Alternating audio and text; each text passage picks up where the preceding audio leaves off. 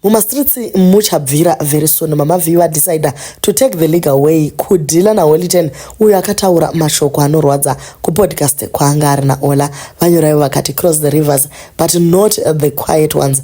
Let's run it the legal way. Welcome back to your channel. Please don't forget to like and subscribe.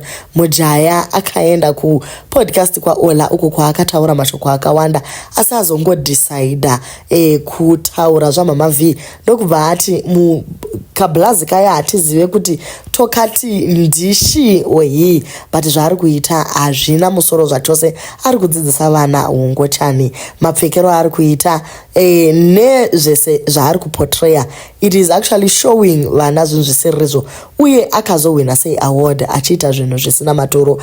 Ola akamubvunza kuti ko uri kuti wewe Mama V mukadzi here kana kuti ingochani? Iye mukomana ndobva ati aiwa ini ndiri kungotaura kuti she is or he is trying to gain the world as achirasa denga uye achikonzeresa vana vakawanda kuti varasike.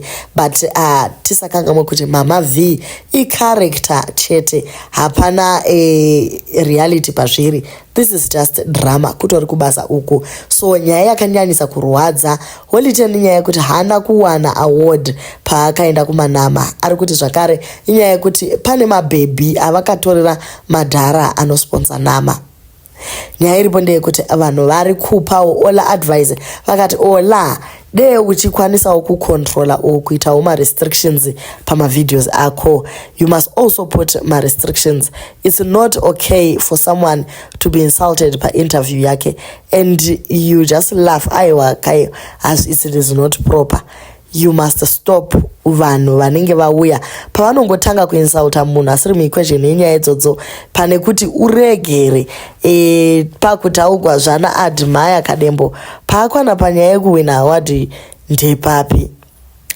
Kuwina haisi crime. It's a well-deserved award from hard work yaakaita. Shuwa kutukirwa simba rako here, your own creativity. Aiwa guys, pamwe pacho zvinofanira kunzi zvakwana. Mukomana ari kuda rupeto rwepamusoro-soro. Munhu ngaatumirwe masamonzi mangwana chaye nemashandiro anoita admire munhu orutsa kudaro. Aiwa guys, ari kuwanza zvinodhaka. Asi guys, ngatimbotaura nyaya iyi. Pamwe maZimbabweans we watch vana Tyler Perry, vana Big Mama's House, vana Mama Jackie, Madia and all that.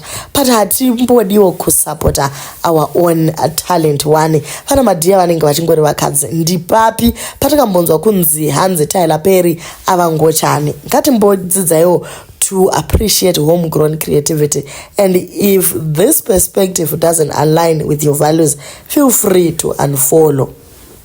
Nekuti guys, pamwe pacho tinositomboona mafilm akadai vana Leon Schuster vachiactor but tinozongosangana nawo mastreets atizomboti Leon Schuster waangochani. Zvinhu zvingori pachena kuti character.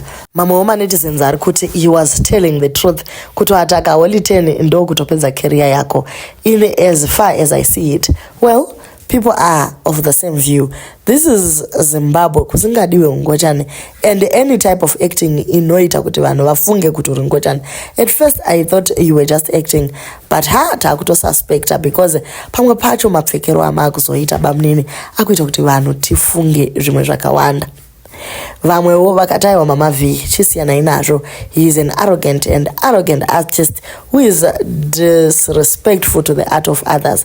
Growing up in the late 80s and 90s, we used to have drama clubs that came to our school usually on Friday afternoon, and I remember men dressing in drag to satirize and caricature women, and we used to laugh proper belly laughs at them, especially when they danced.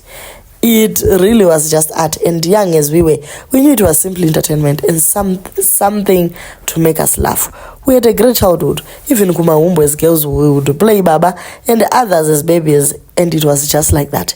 Anyone allowing Manawake to watch you is actually a poor parent, as a lot of the content here is not for under 18.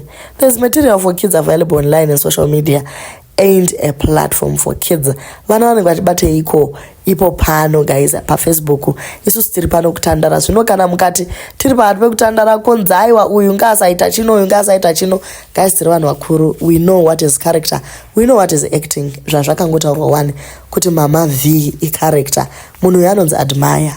Asi chiko chiri kuitika mumastreets umu. Do leave your comments on what you think about yayai.